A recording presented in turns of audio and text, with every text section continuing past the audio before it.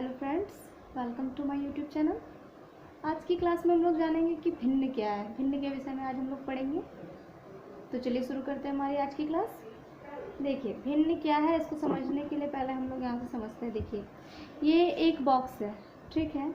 ये एक बॉक्स है, इसके हमने बीच में पार्टीशन कर दिया। अब ये दो पार्ट में बट गया है, ठीक है। तो ये एक बॉक्स था, इसका अब दो टुकड़ा हो चुका। इसको हम लोग लिखेंगे किस तरह से, तो इसको 1/2 हम लोग लिखते हैं, आधा को 1/2 लिखते हैं। तो ये क्या है, एक भिन्न है, मतलब टुकड़ा है इसका। ये एक बॉक्स था, इसका ये एक टुकड़ा हो गया आधा, ठीक है। 1/2 इसका एक टुकड़ा हो गया। तो भिन्न का मतलब क्या हो गया, एक तरह से समझिए टुकड़ा हो गया, ठीक है। अब ये 1/2 जो है, यानी इसको हम लोग कैसे बताते हैं, तो ये होता है अंश। ऊपर वाला जो होगा उसको अंश कहते हैं और नीचे वाला को हर कहते हैं। यानी कि अंश बाय हर के फॉर्म में जो रहेगा वही हमारा भिन्न होगा। भिन्न का मतलब अंश बटा हर, ठीक है। तो ये हो गया अंश। अब देखिए अंश कितने प्रकार के होते हैं, तो देखिए कौन कौन से भिन्न कितने प्रकार के होते हैं, कौन कौन से भिन्न हैं। तो देखिए पहला है कि उचित भिन्न। उचित भिन्न कौन सा होगा, तो जिसमें कि अंश सदैव जो होगा हर से छोटा होगा। अंश जो है वो सदैव हर से छोटा होगा। यहाँ देखिए आप, अंश हमारा कितना है 4 है और हर हमारा 5 है, यानी कि अंश जो है हमारा क्या है, हर से छोटा है। तो ये कौन से भिन्न हो जाएंगे, ये उचित भिन्न हो जाएगा। फिर है एक विषम भिन्न। तो विषम भिन्न कौन सा हो जाएगा, देखिए तो जब हर से बड़ा होगा अंश, इसमें अंश क्या हो जाएगा, मतलब 4/5 क्या था, ये उचित भिन्न था, ठीक है, उचित भिन्न था। और जब विषम भिन्न कहेंगे अगर हम लोग, तो विषम भिन्न में क्या होता है कि जो हमारा अंश होगा वो बड़ा होगा हर से, यानी 6/5 देख लीजिए यहाँ पे हमारा क्या अंश बड़ा है हर से। तो ये हो गया विषम भिन्न। अब है मिश्रित भिन्न।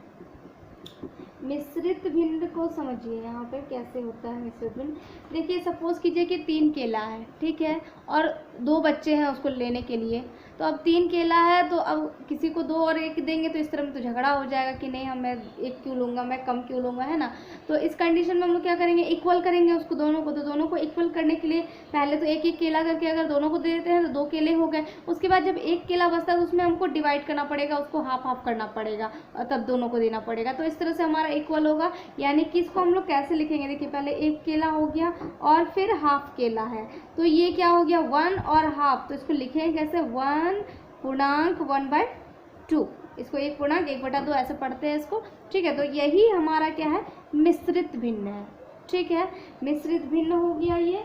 उसके बाद है आपका समान भिन्न। देखिए समान भिन्न में क्या होगा, समान भिन्न में क्या होगा कि आपका जो हर दिया हुआ रहेगा वो सारे भिन्न में इक्वल होगा, ठीक है।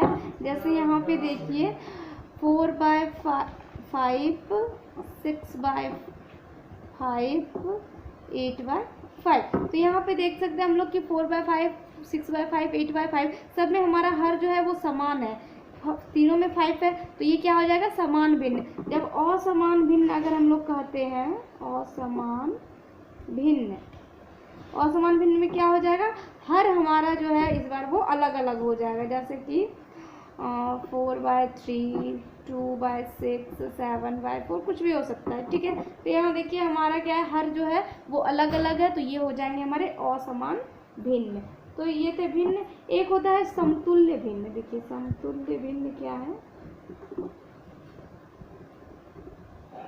समतुल्य भिन्न जो है एक तरह से वो जो भिन्न दिया हुआ रहेगा उसका मल्टीपल्स हो जाता है। जैसे यहाँ पे समझिए 2/3 है, ठीक है, ये कोई भिन्न है 2/3। इसका अगर हम लोग समतुल्य लिखेंगे तो मतलब कि इसको हमें कोई एक ही संख्या से ऊपर और नीचे दोनों ही हमको दोनों तरफ गुना करने पड़ेंगे। सपोज कीजिए अगर हम लोग 1 से लेंगे तो यही डिजिट आ जाएंगे। 2 से लेते हैं, 2 ऊपर भी लेते हैं और 2 नीचे भी लेना है। जब भी हम लोग इसका समतुल्य निकालेंगे तो सेम डिजिट से ऊपर और नीचे मल्टीप्लाई कर देंगे। तो ये कितने हो जाएंगे, देखिए मल्टीप्लाई होकर 2 2 सा 4 और 3 2 सा 6। तो यानी 4/6 जो है वो 2/3 का समतुल्य है। उसी तरह से अगर हम लोग इसका अगला समतुल्य लेंगे तो हम लोग क्या कर सकते हैं, अभी हमने 2 से मल्टीप्लाई किया था, अब हम लोग 3 से इसको मल्टीप्लाई कर सकते हैं। तो ये कितने हो जाएंगे 6 और ये हो जाएंगे 9, यानी कि 6/9 ये भी 2/3 के समतुल्य हो जाएंगे। तो इस तरह से हम कितने भी समतुल्य इसके निकाल सकते हैं, ठीक है। हमें सिर्फ इस बात का ध्यान रखना है कि जो भी डिजिट से मल्टीप्लाई करेंगे ऊपर और नीचे वो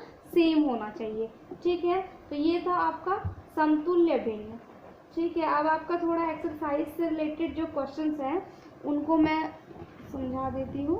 यहाँ पे देखिए आप, सबसे पहला है कि विषम भिन्न को मिश्रित भिन्न में बदलिए। विषम भिन्न जो है कितना दिया हुआ है, जैसे कि 17/3 है, ये आपका विषम भिन्न दिया हुआ है, इसको मिश्रित भिन्न में बदलना है। तो मिश्रित भिन्न से बदलने के लिए हम लोग यहाँ पे क्या करेंगे, जो हर है हमारा उससे हम लोग अंश को डिवाइड कर देंगे। तो कितने आएंगे हमारे, देखिए ये 5 बार में लगेगा 15, यहाँ पे 2 जो है हमारा रिमाइंडर बच जाएगा, शेष बच जाएगा, है ना। तो देखिए ये जो है हमारा, इसको हम कैसे लिखेंगे, 5 पूर्णांक जो रिमाइंडर यानी कि शेष बचा हुआ है वो ऊपर चला जाएगा, और जिससे हम लोगों ने भाग लगाया था वो यहाँ नीचे आ जाएगा। तो ये हमारा हो गया मिश्रित भिन्न। ठीक है, अब नेक्स्ट है कि मिश्रित भिन्न को विषम भिन्न में चेंज कीजिए। ये फर्स्ट नंबर का क्वेश्चन था। सेकंड नंबर है कि मिश्रित भिन्न को विषम भिन्न में परिवर्तित कीजिए। इसको हम लोग कैसे करेंगे, तो देखिए 4 और 2 के बीच में मल्टीप्लाई का रिलेशन है, दोनों को हमें मल्टीप्लाई कर देना, और जो मल्टीप्लाई होके आएगा उसमें हमको 1 जो है वो प्लस कर देना है। जैसे 4 × 2 कितने हो जाएंगे, तो 8 और 1 को प्लस कर देना है, तो यानी कि 9 बाय, और नीचे जितना रहेगा हर में हमेशा उतना ही लिख देना है। ठीक है, यानी कि 9/4 इस तरह से ये सॉल्व होकर के हमारा आ गया। तो इस तरह से हम लोग विषम भिन्न को मिश्रित भिन्न में ला सकते हैं। अभी देखिए हम लोगों ने समतुल्य भिन्न बनाना सीख लिया था। यहाँ हम लोगों ने समतुल्य भिन्न बनाया था। कैसे बनाया था, तो दोनों ऊपर और नीचे सेम डिजिट से मल्टीप्लाई करके। ठीक है, अब है कि कुछ दो जैसे कि भिन्न दिए हुए हैं। ठीक है, ये थर्ड टाइप का क्वेश्चन आपका हो गया। जैसे कि है 2/11 और 6/33।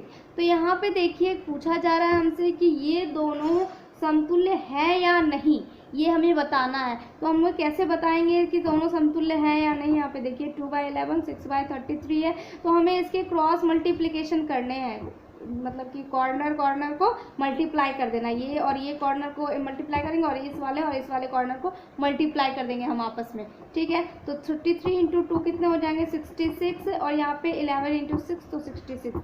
देखिए यहाँ पे दोनों हमें कॉर्नर से मल्टीप्लाई किया हमने, तो दोनों इक्वल आ गए। तो इसका मतलब कि ये जो दिया हुआ भिन्न है ये समतुल्य है। अगर दोनों कॉर्नर को मल्टीप्लाई करने पे सेम नहीं आता दोनों तरफ, तो हम कह सकते थे कि ये भिन्न जो दिया हुआ है वो समतुल्य नहीं है। तो इस तरह से हम बता सकते हैं कि कौन समतुल्य और कौन नहीं है।